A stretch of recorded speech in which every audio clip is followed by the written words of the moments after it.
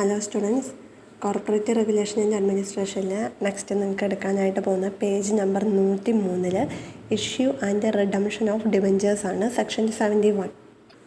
അപ്പോൾ ഡിബഞ്ചർ എന്ന് പറഞ്ഞാൽ എന്താണെന്നുള്ള കാര്യം നിങ്ങൾക്കറിയാമല്ലോ. കമ്പനി കടമായിട്ട് ക്യാഷ് മേടിക്കുന്ന സമയത്ത് അതിന് പകരം കൊടുക്കുന്ന ഡോക്യുമെൻ്റാണ് ഡിബഞ്ചർ. നമ്മുടെ ഷെയർ ഒക്കെ പോലെ തന്നെ ഒരു സെക്യൂരിറ്റി തന്നെയാണ് ഡിബഞ്ചർ എന്ന് പറയുന്നത്. ഷെയറിൻ്റെ അകത്തൊക്കെ ക്യാപിറ്റലായിട്ടാണ് മേടിക്കുന്നതെന്നുണ്ടെങ്കിൽ ഇവിടെ നമ്മൾ കടമായിട്ടാണ് മേടിക്കുന്നത് എന്നുള്ളതാണ് വ്യത്യാസം എന്ന് പറയുന്നത്. അപ്പോൾ അതുകൊണ്ട് തന്നെ ഡിബഞ്ചർ എന്ന് പറയുന്നത് is a loan certificate issued by the company that takes a loan എടുക്കുന്ന കമ്പനികൾ ഇഷ്യൂ ചെയ്യുന്ന ലോൺ സർട്ടിഫിക്കറ്റ് ആണ് ഡിബഞ്ചർ എന്ന് പറയുന്നത്. Companies act define debenture as, ഡിബഞ്ചറിൻ്റെ ഡെഫിനേഷനാണ് അവിടെ കൊടുത്തിരിക്കുന്നത്, അതൊന്ന് നോട്ട് ചെയ്ത് വെച്ചോളാം. Debenture include debenture stock, bond or any other instrument of a company evidencing a ഡെപ്റ്റ് whether constituting a charge on the asset of a company or not. അപ്പം debenture എന്ന് പറഞ്ഞിട്ടുണ്ടെങ്കിൽ ഒന്നുകിൽ ഒരു ഡിബഞ്ചർ സ്റ്റോക്ക് ആവാം, ബോണ്ട് ആവാം, അല്ലെങ്കിൽ വേറെ ഏതെങ്കിലും ഒരു ഇൻസ്ട്രുമെൻ്റ് ആവാം. എവിഡൻസിങ് ഡെപ്റ്റ്, കടം എന്നുള്ള കാര്യം അല്ലെങ്കിൽ ഡെപ്റ്റിനെ എവിഡൻസ് ചെയ്യുന്ന അല്ലെങ്കിൽ അതിൻ്റെ ഒരു പ്രൂഫ് എന്നുള്ള രീതിയിലുള്ള ഇൻസ്ട്രുമെൻ്റ് ആണ്. Whether constituting a charge on the asset of the company or not. ചിലപ്പോൾ കമ്പനിയുടെ ഏതെങ്കിലും അസറ്റിൻ്റെ മേലെ അതിന് ചാർജ് ഉണ്ടെങ്കിൽ, അതായത് ഏതെങ്കിലും ഒരു അസറ്റിനെ ഈട് വെച്ചിട്ടായിരിക്കും ലോൺ എടുക്കുന്നത്. അല്ലാന്നുണ്ടെങ്കിൽ ഈടൊന്നും ഇല്ലാതെ വെറുതെ റേസ് ചെയ്യുന്നതായിരിക്കും. നമ്മൾ സാധാരണ ബാങ്കിൽ നിന്നൊക്കെ ലോൺ എടുക്കുന്ന സമയത്ത് ഈട് വെച്ചിട്ടും ഈട് വെക്കാതെയും ലോൺ എടുക്കാറില്ല. അപ്പോൾ അതേപോലെ ഇവിടെ ഡിബഞ്ചറിൻ്റെ പുറത്ത് ലോൺ എടുക്കുന്ന സമയത്ത് ഏതെങ്കിലും ഒരു അസറ്റിനെ അവിടെ ചാർജായിട്ട് വെച്ചിട്ടുണ്ടാവുമോ വെക്കാതെ ഇരിക്കുമോ, എന്ത് വേണമെങ്കിലും ചെയ്യാനായിട്ട് സാധിക്കും. A company may issue debentures with an option to convert such debentures into shares either wholly or partly at the time of redemption. അപ്പോൾ ഈ ഡിബഞ്ചർ ഇഷ്യൂ ചെയ്യുന്ന സമയത്ത് അവിടെ ഒരു ഓപ്ഷനോട് കൂടിയാണ് അത് ഇഷ്യൂ ചെയ്യുന്നത്. To convert such debenture into share, ആ ഡിബഞ്ചറിനെ ഭാവിയിൽ ഷെയറായിട്ട് കൺവേർട്ട് ചെയ്യാനായുള്ള ഒരു ഓപ്ഷൻ കാണും. എയ്തർ ഓൺലി ഓർ പാർട്ട്ലി, ഒന്നുകിൽ മൊത്തമായിട്ട് കൺവേർട്ട് ചെയ്യും, അതല്ലാന്നുണ്ടെങ്കിൽ ഭാഗികമായിട്ട് അതിനെ ഷെയറായിട്ട് കൺവേർട്ട് ചെയ്യും. Convertible debentures shall be issued only if it is approved by a special resolution passed at a general meeting. കമ്പനിയുടെ ജനറൽ മീറ്റിങ്ങിൽ സ്പെഷ്യൽ റെസൊല്യൂഷൻ പാസ്സാക്കിയിട്ടുണ്ടെങ്കിൽ മാത്രമേ ഇങ്ങനെ കൺവേർട്ടബിൾ ആയിട്ടുള്ള ഡിബഞ്ചേഴ്സ് ഇഷ്യൂ ചെയ്യാനായിട്ട് കമ്പനിക്ക് സാധിക്കുകയുള്ളൂ. അടുത്ത rules regarding issue of debenture issue ചെയ്യുന്നതുമായിട്ട് ബന്ധപ്പെട്ട നിയമങ്ങളാണ്. No company shall issue any debenture carrying any voting right ഉള്ള ഡിബഞ്ചറുകൾ ഇഷ്യൂ ചെയ്യാനായിട്ട് പാടില്ല. കാരണം വോട്ടിംഗ് റൈറ്റ് എന്ന് പറഞ്ഞാൽ ഇക്വിറ്റി ഷെയർ ഹോൾഡേഴ്സിനുള്ളതാണ്. പിന്നെ അടുത്തത് secured debentures may be issued by a company subject to such terms and condition as may be prescribed. Secured debentures എന്ന് പറഞ്ഞാൽ എന്തെങ്കിലും ഈട് വെച്ചിട്ടുള്ള, നമ്മൾ നേരത്തെ പറഞ്ഞില്ലേ, ഏതെങ്കിലും അസറ്റിൻ്റെ മേലെ ഈട് വെച്ചിട്ടുള്ള, അസറ്റിനെ ഈടാക്കി വെച്ചിട്ടുള്ള ഡിബഞ്ചറുകളാണ് സെക്യൂർഡ് ഡിബഞ്ചേഴ്സ് എന്ന് പറയുന്നത്. അപ്പം അങ്ങനെ സെക്യൂർഡ് ഡിബഞ്ചേഴ്സ് ഇഷ്യൂ ചെയ്യുന്ന സമയത്ത് പറഞ്ഞിരിക്കുന്ന ടേംസും കണ്ടീഷൻസും എല്ലാം കംപ്ലൈ ചെയ്തിട്ട് അല്ലെങ്കിൽ അതെല്ലാം ഫോളോ ചെയ്തിട്ട് മാത്രമേ ചെയ്യാനായിട്ട് പാടുള്ളൂ. Third one, where debentures are issued by a company, the company shall create a debenture redemption reserve account out of the profit of the company available for payment of dividend, and the amount credited to such account shall not be utilized by the company except for the redemption of debentures. Debenture issue ചെയ്യുന്ന സമയത്ത് തന്നെ company ഒരു reserve account create ചെയ്യണം. Debenture redemption reserve അക്കൗണ്ടാണ് create ചെയ്യേണ്ടത്. അത് എന്ന് പറയുന്നത് company ഡിവിഡൻ്റായിട്ട് കൊടുക്കാനായിട്ട് മാറ്റി വെച്ചിരിക്കുന്ന എമൗണ്ട് ഇല്ലേ, അല്ലെങ്കിൽ അതിനുള്ള പ്രോഫിറ്റ് ഇല്ലേ, ആ പ്രോഫിറ്റിൻ്റെ അകത്തു നിന്ന് എടുത്ത് മാറ്റിയിട്ട് വേണം ഡിബഞ്ചർ റിഡംഷൻ റിസർവ് ക്രിയേറ്റ് ചെയ്യാനായിട്ട്. ആ അക്കൗണ്ടിലുള്ള എമൗണ്ട് എന്ന് പറയുന്നത് ഡിബഞ്ചർ റിഡീം ചെയ്യാൻ വേണ്ടി മാത്രമേ യൂസ് ചെയ്യാനായിട്ട് പറ്റുള്ളൂ. വേറൊരു പർപ്പസിന് വേണ്ടി ആ എമൗണ്ട് യൂട്ടിലൈസ് ചെയ്യാനായിട്ട് പാടില്ല.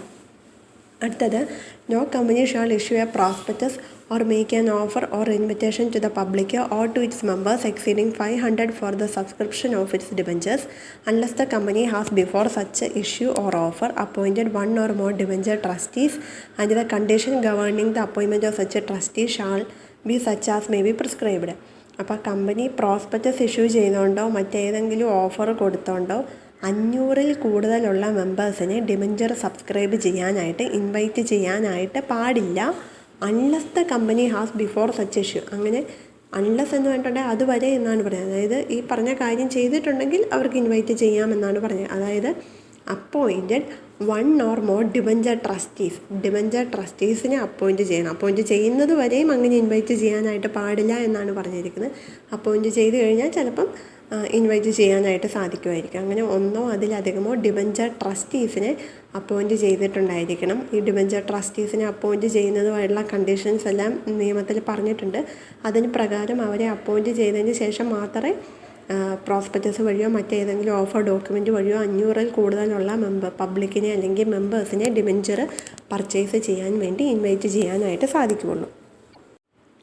അടുത്ത point, a debenture trustee shall take a step to protect the interest of the debenture holders and redress their grievance in accordance with such rules as may be prescribed. അപ്പോൾ ഈ debenture trustee എന്ന് പറയുന്നത് debenture ഹോൾഡേഴ്സിൻ്റെ interest protect ചെയ്യാൻ, അവരുടെ താല്പര്യം സംരക്ഷിക്കാൻ വേണ്ടിയിട്ടുള്ള എല്ലാ സ്റ്റെപ്പുകളും എടുത്തിട്ടുണ്ടായിരിക്കണം. അവരുടെ ഭാഗത്തു നിന്ന് എന്തെങ്കിലും ഗ്രിവൻസ് എന്ന് പറഞ്ഞിട്ടുണ്ടെങ്കിൽ പരാതികൾ വന്നിട്ടുണ്ടെങ്കിൽ അത് റിഡ്രസ് ചെയ്യാന്ന് പറഞ്ഞിട്ടുണ്ടെങ്കിൽ അത് പരിഹരിച്ചു കൊടുക്കേണ്ടതും ഡിബഞ്ചർ ട്രസ്റ്റീസിൻ്റെ ഒരു ഡ്യൂട്ടിയാണ്. Next, any provision contained in a trust deed for securing the issue of debentures or in any contract with the debenture holder secured by a trust deed shall be void in so far as it would have the effect of exempting a trustee thereof from the indemnifying him against any availability for breach of trust where he failed to show the degree of care and due diligence required of him as a trustee. അത് കുറച്ച് വളച്ചു ചുറ്റിയാണ് പറഞ്ഞേക്കുന്നത്. അതായത് ഈ debenture issue ചെയ്യുന്ന സമയത്ത് ഏതെങ്കിലും trust deed എന്ന് പറഞ്ഞിട്ടുണ്ട്. ഡീഡ് എന്നൊക്കെ പറഞ്ഞിട്ടുണ്ടെങ്കിൽ ഒരു ഡോക്യുമെൻ്റ് എന്നുള്ള മീനിങ് ആണ്. അപ്പോൾ ഏതെങ്കിലും ട്രസ്റ്റ് ഡീഡ് കമ്പനിയും ഡിബഞ്ചർ ഹോൾഡേഴ്സും തമ്മിൽ വെച്ചിട്ടുണ്ടെങ്കിൽ, ഈ ട്രസ്റ്റ് ഡീഡ് എന്ന് പറയുന്നത് അവരുടെ ആ ഒരു റിലേഷൻഷിപ്പിനെ സെക്യൂർ ചെയ്യാൻ വേണ്ടിയിട്ട് വെക്കുന്നതാണ്. അപ്പോൾ അങ്ങനെ എന്തെങ്കിലും ട്രസ്റ്റ് ഡീഡ് അവിടെ കമ്പനിയും ഡിബഞ്ചർ ഹോൾഡേഴ്സും തമ്മിൽ എൻ്റർ ചെയ്തിട്ടുണ്ടെങ്കിൽ അതെല്ലാം വോയിഡാണ്, അതെല്ലാം അസാധുവാണ്. അതെന്തുകൊണ്ടാണെന്ന് ചോദിച്ചിട്ടുണ്ടെങ്കിൽ കമ്പനിയും ഡിബഞ്ചർ ഹോൾഡറും തമ്മിൽ അങ്ങനെ ഒരു ട്രസ്റ്റ് ഡീഡ് വെക്കുന്ന സമയത്ത് അത് നമ്മളൊരു ഡിബഞ്ചർ ട്രസ്റ്റിയുടെ കാര്യം പറഞ്ഞില്ലേ തൊട്ട് മുമ്പ്, ഒരാളെ അപ്പോയിൻറ്റ് ചെയ്യണമെന്ന്, ഒന്നോ അതിലധികമോ ആൾക്കാരെ അപ്പോയിൻറ്റ് ചെയ്യണമെന്ന്. അപ്പോൾ ഇവർ തമ്മിൽ ഇങ്ങനെ എഗ്രിമെൻറ്റ് വെച്ച് കഴിഞ്ഞിട്ടുണ്ടെങ്കിൽ പിന്നെ അയാളെ ഒഴിവാക്കുന്നതിന് തുല്യമല്ലേ അത്. അപ്പോൾ അതുകൊണ്ട് തന്നെ it would have the effect of exempting the trustee there. അപ്പോൾ അത് ട്രസ്റ്റിനെ ഒഴിവാക്കുന്നതിന് തുല്യമാണ്. അപ്പോൾ അതുകൊണ്ട് അങ്ങനെയുള്ള എഗ്രിമെൻറ്റുകൾ വോയിഡാണ്. Or indemnifying him against any liability for breach of trust. വിശ്വാസം ലംഘിക്കപ്പെട്ട് കഴിഞ്ഞിട്ടുണ്ടെങ്കിൽ, അതായത് ട്രസ്റ്റ് ബ്രീച്ച് ചെയ്ത് കഴിഞ്ഞിട്ടുണ്ടെങ്കിൽ അയാളെ ബാധ്യതകളിൽ നിന്ന് ഒഴിവാക്കുന്നതിന് തുല്യമാണ്. Where he fail to show the degree of care and diligence required of him as a trustee. ഒരു ട്രസ്റ്റി എന്നുള്ള രീതിയിൽ അയാൾ കാണിക്കേണ്ട കെയറും ഡിലിജൻസും, അതായത് അയാൾ കാണിക്കേണ്ട ആ ഒരു കരുതലും ജാഗ്രതയൊക്കെ അയാൾ കാണിച്ചില്ല എന്നുണ്ടെങ്കിൽ അയാൾക്ക് ലയബിലിറ്റി വരും. അപ്പോൾ അതിൻ്റെ അകത്തുനിന്നല്ല അയാളെ ഒഴിവാക്കുന്നതിന് തുല്യമാണ്.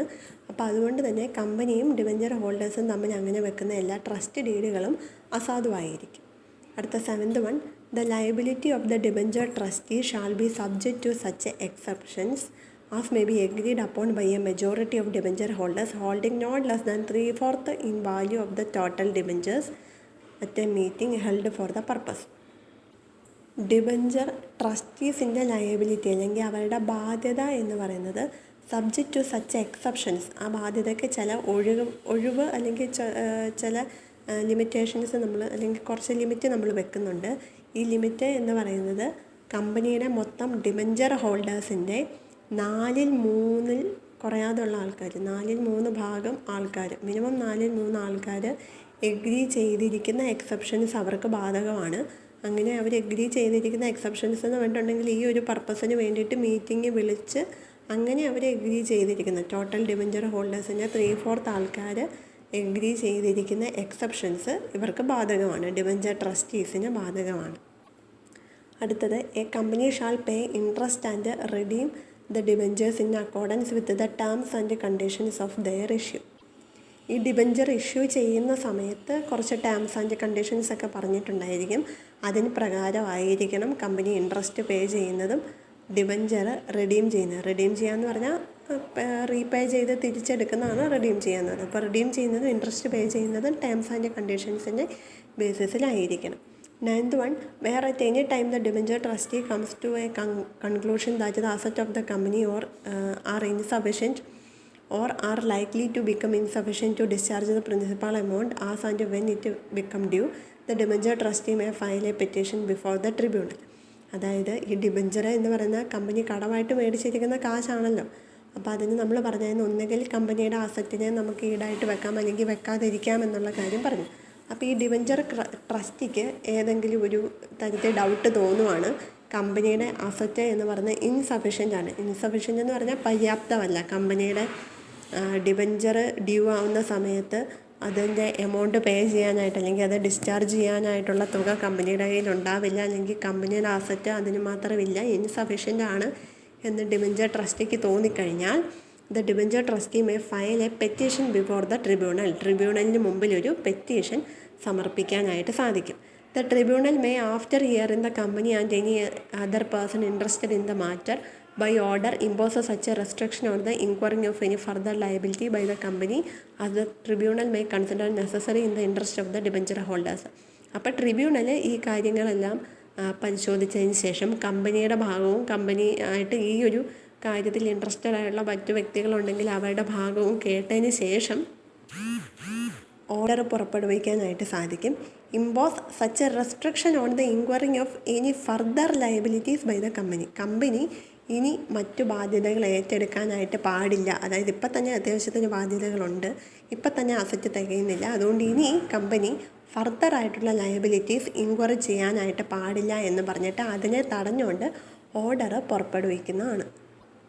അത് ചെയ്യുന്നത് ഡിബഞ്ചർ ഹോൾഡേഴ്സിൻ്റെ ഇൻട്രസ്റ്റ് പ്രൊട്ടക്റ്റ് ചെയ്യാൻ വേണ്ടിയിട്ടാണ്. Next, where company fail to redeem the debenture on the date of their maturity or fail to pay interest on the debentures when it is due, the tribunal may, on the application of any or all of the debenture holders or debenture trustee and after hearing the parties concerned, direct by order the company to redeem the debenture forthwith on payment of principal and interest due thereon. അതായത് ഈ debenture redeem ചെയ്യേണ്ട ദിവസമായിട്ടും company അത് redeem ചെയ്യുന്നതിൽ പരാജയപ്പെട്ടു, അതായത് maturity ഡേറ്റിൽ interest pay ചെയ്യാതെയോ principal amount pay ചെയ്യാതെയോ അത് റിഡീം ചെയ്യുന്നതിൽ കമ്പനി പരാജയപ്പെട്ടുവെങ്കിൽ ഇതുമായിട്ട് ബന്ധപ്പെട്ട ഏതെങ്കിലും ഡിബഞ്ചർ ഹോൾഡേഴ്സിനോ അല്ലെങ്കിൽ ഡിബഞ്ചർ ട്രസ്റ്റിക്കോ ട്രിബ്യൂണലിനെ സമീപിക്കാവുന്നതാണ്. ട്രിബ്യൂണൽ ഇവരുടെ ഭാഗമൊക്കെ കേട്ടതിന് ശേഷം കമ്പനി എത്രയും പെട്ടെന്ന് അത് പ്രിൻസിപ്പാളും ഇൻട്രസ്റ്റും പേ ചെയ്ത് ഡിബഞ്ചർ റിഡീം ചെയ്യണമെന്നും പറഞ്ഞിട്ട് ഓർഡർ പുറപ്പെടുവിക്കും. Next, if any default is made in complying with the order of the tribunal, every officer of the company who is in default shall be punishable with imprisonment for a term which may extend to 3 years or with a fine which shall not be less than 2 lakh rupees but which may extend to 5 lakh rupees or with both. അപ്പം tribunal ഇങ്ങനെ ഒരു order പുറപ്പെടുവിച്ച്, അതായത് tribunal order ഇട്ടതിന് ശേഷവും company അത് നടപ്പാക്കുന്നതിൽ വീഴ്ച വരുത്തി കഴിഞ്ഞിട്ടുണ്ടെങ്കിൽ കമ്പനിക്കും അത് നടപ്പാക്കുന്നതിൽ വീഴ്ച വരുത്തിയ എല്ലാ ഓഫീസേഴ്സിനും പണിഷ്മെൻ്റ് ഉണ്ടായിരിക്കുന്നതാണ്. പണിഷ്മെൻ്റ് എന്ന് പറഞ്ഞാൽ ഇംപ്രിസൺമെൻറ്റ് ഉൾപ്പെടെയുള്ള പണിഷ്മെൻറ്റുകൾ വരാം. അത് മാക്സിമം 3 വർഷം വരെ ഇംപ്രിസൺമെൻറ്റും പിന്നെ ഫൈൻ എന്ന് പറയുന്നത് 2 ലക്ഷം മുതൽ 5 ലക്ഷം രൂപ വരെയുള്ള ഫൈനും, അല്ലെങ്കിൽ ഇത് രണ്ടും കൂടെ ഫൈൻ ആൻഡ് ഇംപ്രിസൺമെൻറ്റ് രണ്ടും കൂടെ ഉൾപ്പെടെ വേണമെന്നുണ്ടെങ്കിൽ ഇവർക്ക് ശിക്ഷ കിട്ടാവുന്നതാണ്. അടുത്തത്, the central government may prescribe the procedure for securing the issue debentures. The form of debenture trust deed, the procedure for the debenture holders to inspect the trust deed and to obtain copies thereof, quantum of debenture redemption reserve required to be created and such other matters.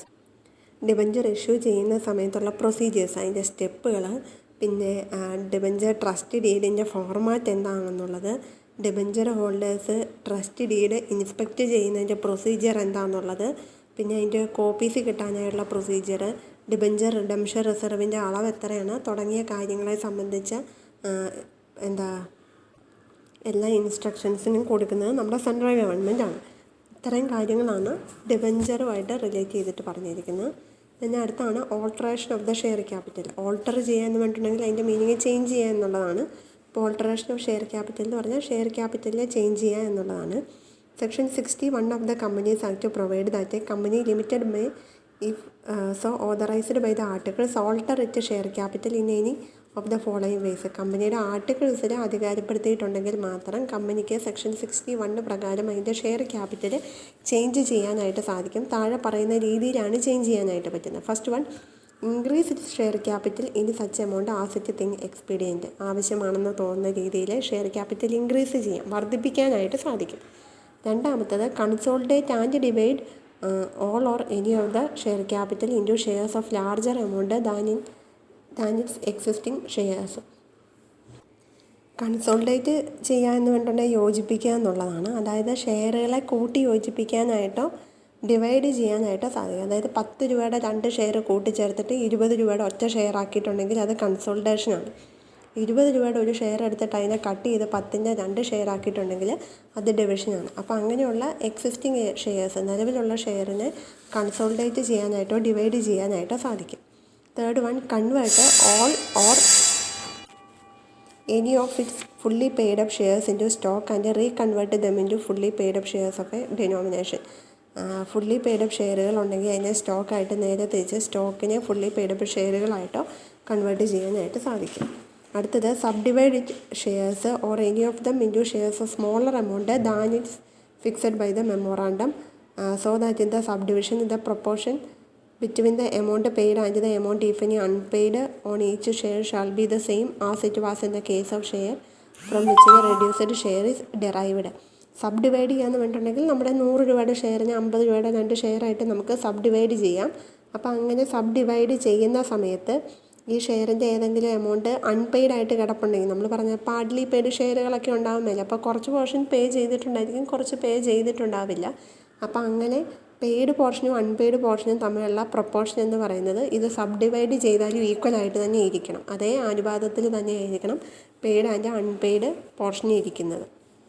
പിന്നെ അടുത്തത്, cancel shares which at the time of the passing of the resolution in that behalf have not been taken or agreed to be taken by any person and diminish the amount of its share capital by the amount of the shares or cancel.